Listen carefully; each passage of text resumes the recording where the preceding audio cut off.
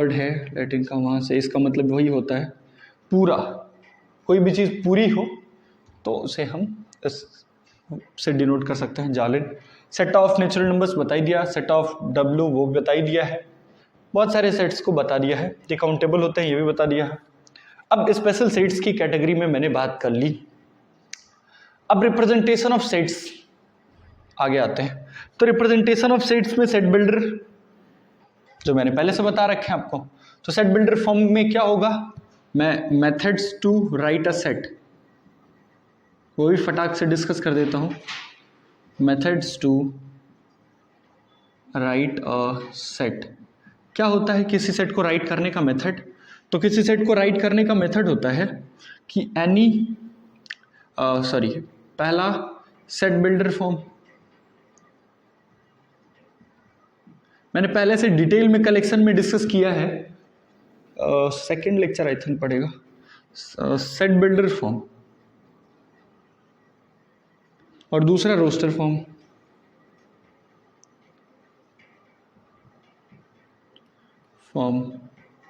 अब ये set builder form क्या है, रोस्टर फॉर्म क्या है? सेट बिल्डर फॉर्म है सेट बिल्डर फॉर्म क्या है तो सेट बिल्डर फॉर्म में हम एक काम करते हैं, क्या करते हैं, टाइप ऑफ एलिमेंट नहीं, type of element such that आगे रूल फॉर सेट, ठीक है, रूल फॉर सेट। तो सेट के लिए जो रूल होगा वो अप्लाई कर देंगे और लिख देंगे, और हर एक एलिमेंट को यदि हम लिख रहे हैं तो वो कौन सा फॉर्म हो जाएगा, रोस्टर फॉर्म। अब हम बात करते हैं कुछ स्पेसिफिक रोस्टर फॉर्म को। अच्छा, ये primary method to write a set है, हाँ या ना? It is the primary method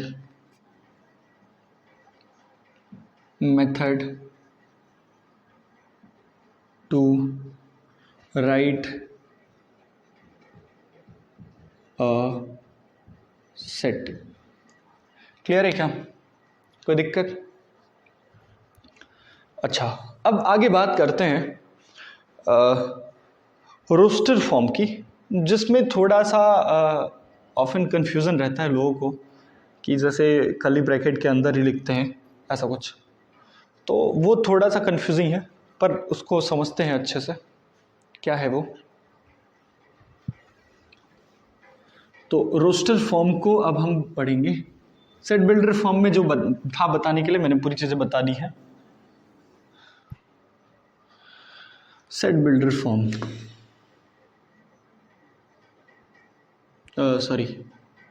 roster form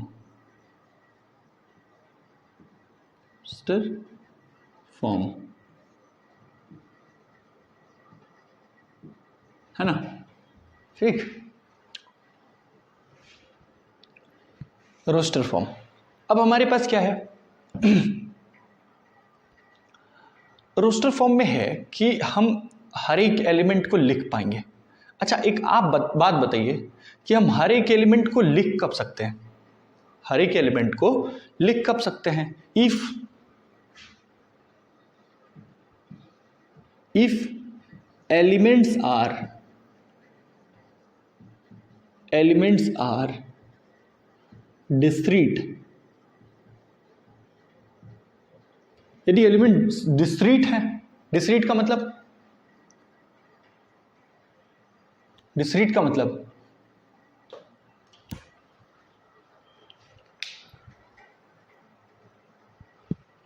अब क्या है कि यदि एलिमेंट्स ऐसा हो सकता है कि एलिमेंट्स डिस्क्रीट फॉर्म में हो। अब कहते हो ना कि आप एक डेफिनेशन रट के बैठते हो, वो एक कन्वेंशनल मेथड रट के बैठते हो कि any set is always written in curly bracket.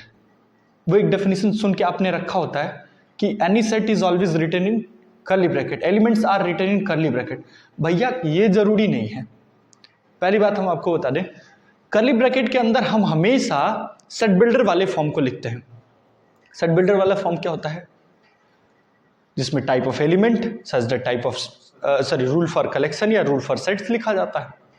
अब यहां पे क्या है, यहां पे रोस्टर फॉर्म तो हम सेट बिल्डर फॉर्म से बना रहे हैं, तो सेट बिल्डर फॉर्म से बना रहे हैं तो हम रूल तो बनाएंगे ना भाई, हम तो रूल तो बनाएंगे। और उस रूल में क्या होता है कि if elements are in discrete form, if elements are in discrete form, then if elements are in discrete form, then they are written in curly bracket। तब वो दे आर नहीं लिखे कैन लिखें तो ज़्यादा बेटर है। They can be written in curly bracket, उन्हें curly bracket के अंदर लिख सकते हैं। But if elements are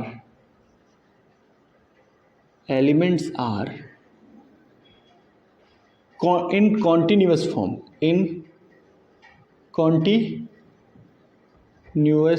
form,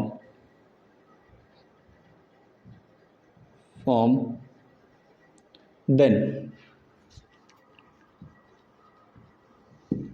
elements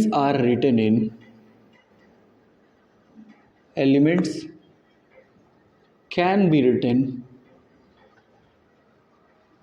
be written in roster form. ध्यान से देखिएगा, ROSTER सा रोस्टर फॉर्म। नई चीज इंट्रोड्यूस कर रहे हैं with the help of intervals. अब ये नया वर्ड यूज किया है इंटरवल, क्योंकि हमें फंक्शन में इसकी बेहद ज़रूरत है। तो यहाँ पे ही हम आपको पूरे के पूरे इंटरवल्स के बारे में बताएंगे कि इंटरवल्स क्या होते हैं, कैसे होते हैं।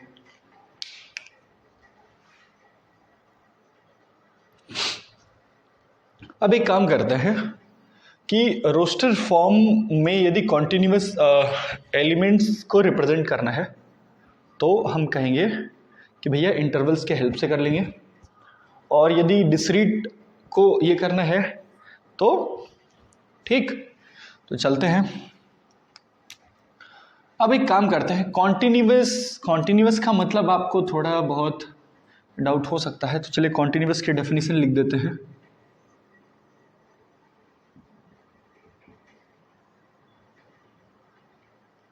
न्यूअस एलिमेंट्स या continuous set of continuous elements लिख देते हैं। किसको कहेंगे?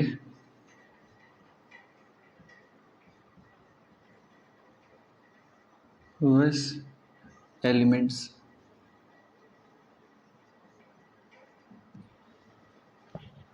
ठीक है,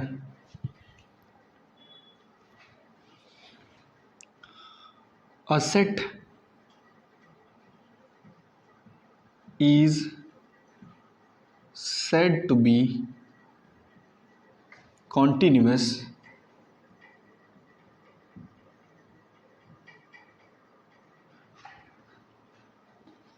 if it contains continuous elements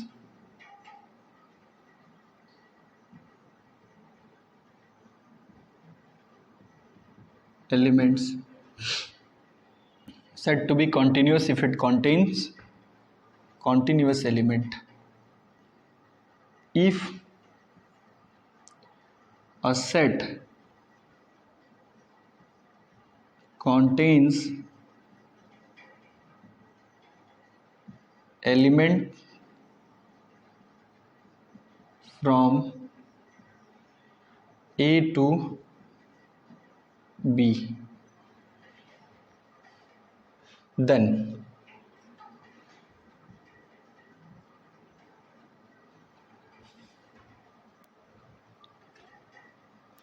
the convex then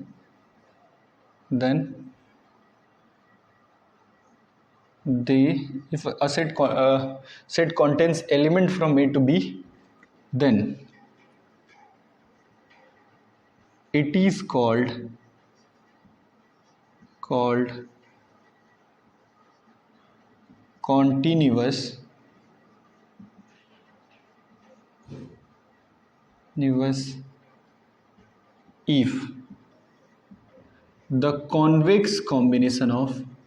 continuous if the convex combination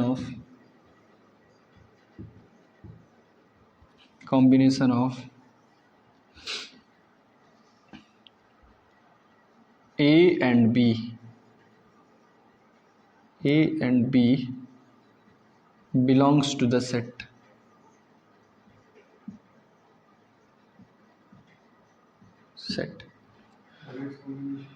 अब यहाँ पे एक वर्ड आया, set is said to be continuous if it contains continuous elements. If a set contains element from A to B, then it is called continuous if the convex combination of A and B belongs to the set. अब देखिए सबसे ज़रूरी सा है कि आप पहले तो समझ लीजिए कि कॉन्वेक्स कॉम्बिनेशन होता क्या है ना, और देन ऐसे ही ये कॉन्वेक्स जो है ना वो कभी सुना है वो कॉन्वेक्स क्वाड्रिलेटरल, कॉनकेव क्वाड्रिलेटरल, ऐसा कुछ, तो उन सभी के हेल्प से यही उनको डिफाइन करता है। यहीं से देखते हैं, तो पहले आप समझते हैं कि इस कॉन्वेक्स कॉम्बिनेशन का मतलब क्या होता है। ठीक, बहुत इंपॉर्टेंट है। एंड देन हम बात करेंगे आगे बढ़ के इंटरवल्स पे, है ना।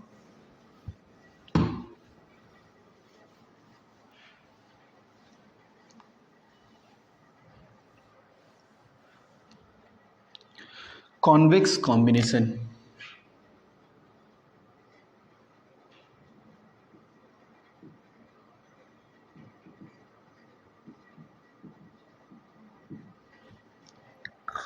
अच्छा कॉम्बिनेशन का मतलब ए और बी को जोड़ रहे हैं एक दूसरे से। तो मैंने कह दिया कि if C is equals to AX plus BY, where X plus Y is equals to 1, then C is called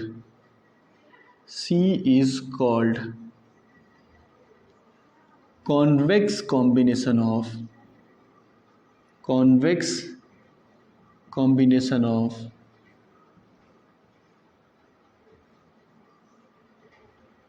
A and B। ये क्या लिख दिया सर भयंकर चीज़ कि if C is equals to AX plus BY and X plus Y is equals to 1, then C is called convex combination of A and B। इसका मतलब क्या है सर, ध्यान से देखिएगा। यदि ये नंबर लाइन है और ये A है, ये B है, मैंने कहा कि इसे 1:2 रेशियो में डिवाइड कीजिए। ऐसा कोई नंबर जो इसको 1:2 रेशियो में डिवाइड करता है, तो कैसे आप ये करोगे, कैसे आप निकालोगे उस नंबर को जो इसको 1:2 रेशियो में डिवाइड करता है?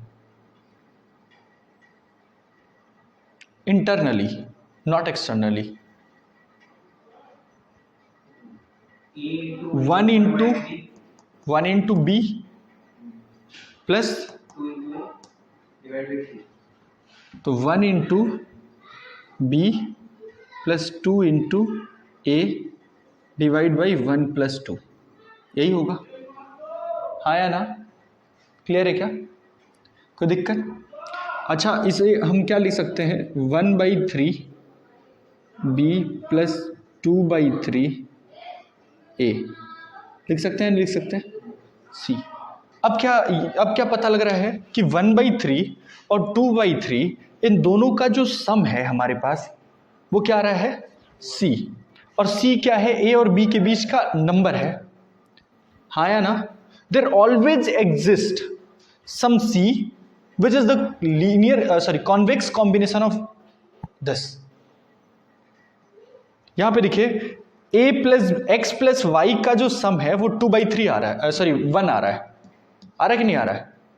हाँ या ना? और जब भी 1 होगा तो c इसका मतलब अंदर आएगा a और b के, हाँ या ना? तो it contains every c which is the convex combination of ax plus by। मैंने क्या बोला? कॉन्टिन्यूअस कब कहे जाएंगे? जब x और y की किसी वैल्यू के लिए जिनका सम 1 है, c is equals to x plus b y, उस सेट में बिलोंग करे तो वो कॉन्टिन्यूअस कहा जाएगा। बात समझ में आई? जैसे फॉर एग्जांपल इसके बेसिस पे यहाँ पे 1 कर दीजिए, यहाँ पे 2 कर दीजिए। अब बताइए 1 और 2, तो ये क्या हो जाएगा? 1 इंटू 2 प्लस 2 इंटू 1/3, तो कितना हो जाएगा? 4/3। और ये हो गया 1, ये 2। तो देखिए क्या 1 और 2 के बीच 4/3 है कि नहीं? हाँ जी। अच्छा एक और बात, यदि x 0 हो जाए तो y कितना होगा? और यदि y 1 हुआ तो c क्या आएगा?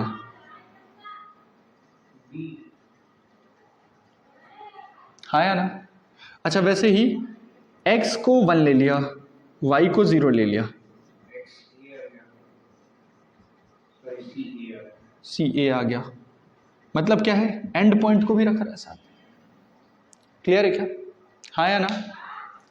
तो इफ इट कंटेन्स अभी यूज कॉन्वेक्स कॉम्बिनेशन का मतलब है कि ये दो एलिमेंट्स के बीच के सारे नंबर्स को डेजिग्नेट करा देता है विथ इन द एलिमेंट। बात समझ रही है? अंदर के एलिमेंट को यदि दर्शाना हो तो आप ऐसे दर्शा सकते हो। जैसे फॉर एग्जांपल इसको x/y रेशियो में डिवाइड करता है, नहीं? x/y रेशियो में डिवाइड करता है, तो c इज इक्वल्स टू, या मान लीजिए x1:x2 रेशियो में डिवाइड करता है, ठीक? तो ये क्या बनेगा? bx1 upon x1 plus x2 plus cx2 sorry ax2 divide by x1 plus x2। ये इसको मैंने x कह दिया और इसको मैंने y कह दिया, तो x और y का सम कितना आ रहा है? क्लियर है क्या? कोई दिक्कत? इंटरनल डिवीजन भी मैंने रखा है यहाँ पे, तो वैसा कुछ। तो c is equals to ax plus by where x plus y is equals to 1, then c is called convex combination of a and b। Use of convex combination में ये इंटीरियर पॉइंट्स को या बाउंड्री पॉइंट्स को, boundary points तो हाँ interior और boundary, this is use to define the intervals. सबसे important सा ये यूज करा जाता है इंटरवल्स को डिफाइन करने के लिए। ठीक है, आगे बढ़े, हटा दे इसको। कॉन्वेक्स कॉम्बिनेशन जहां पे भी आएगा तो इंटीरियर एलिमेंट्स की बात होगी। Interior x minus y is equals to 1, x minus y is equals to 1। ये c is equal to ax plus by या ax माइनस by? नहीं, यहाँ पे देखिए, अब मुझे लिखना है ये a रहा, ये b रहा, x इज टू y में बाहर का, तो एक्सटर्नल डिवीजन कर दीजिए, ठीक? हाँ या ना?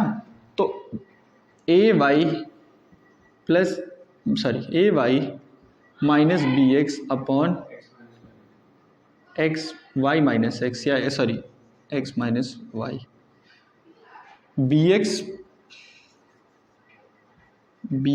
Minus a y upon x minus y, so then b minus y बन जाता है। या अगेन उसको भी हम ये कर सकते हैं कि x और माइनस वाई का, x minus y is equals to 1, ये नीचे वाला 1 हो जाए तो देखो ऊपर वाला bx माइनस ay बन जाएगा।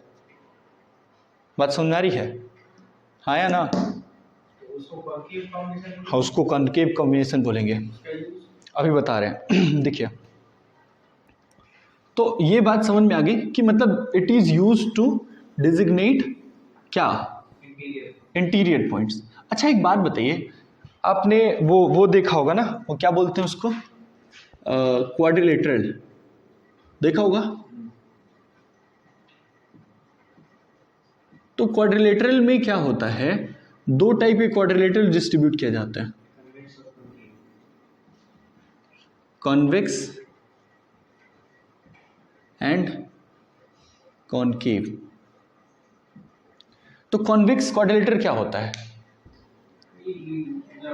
किसी भी एडजॉइंट का जो समेशन है वो 180 के से कम या ज्यादा के हिसाब से दोनों डिवाइड, वन या ज्यादा के हिसाब से, मतलब 180 से बड़ा हो गया तो शायद कॉनकेव, शायद कॉनकेव, मतलब नॉट श्योर, कॉन्वेक्स कॉनकेव में से कोई हो, मतलब यही है बेसिकली। देखते हैं।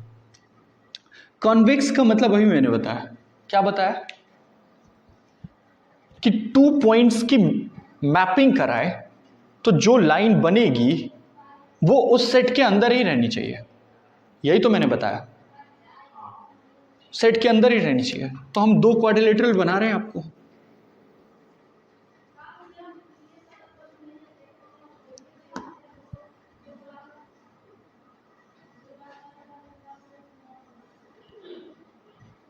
सॉरी ये तो पेंटागन बन गया।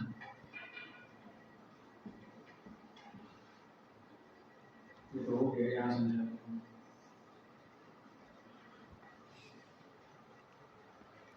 ये हो गया। अब बताइए कौन एक पॉलिनोमियल क्वाड्रिलेटरल, कोई जरूरी नहीं है आप पॉलिनोमियल भी डिफाइन कर, पॉलिनोमियल कह रहे हैं, पॉलीगन्स, तो इसको पॉलीगन ही ज्यादा लिखते तो अच्छा है। पॉलीगन्स,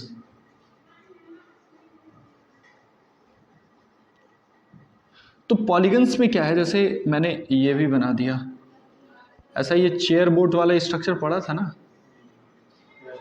केमिस्ट्री में, तो वैसा कुछ, ठीक।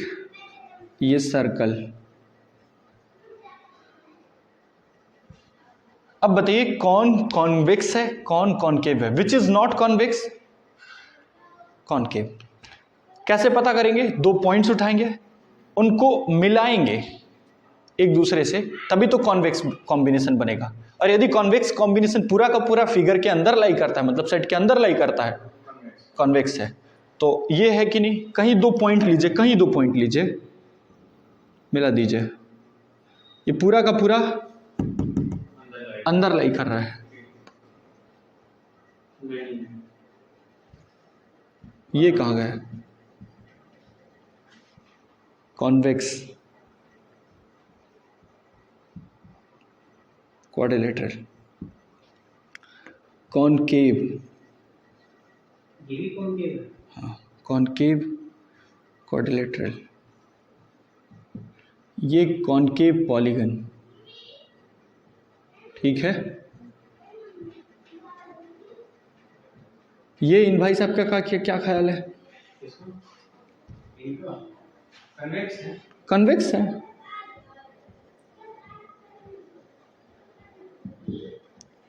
एक और बात बताइएगा जो बहुत इंपॉर्टेंट है, क्या बताएंगे आप, यहां से बताइए, इसके हर एक एंगल 90 डिग्री से कम है, 90 डिग्री या 90 डिग्री से 90 डिग्री मान लेते हैं, इसका जो सबसे बड़ा वाला एंगल है दैट इज ग्रेटर देन 90, है ना। अच्छा थोड़ा सा और बना लेते हैं, ग्रेटर देन 90 या ग्रेटर देन 180,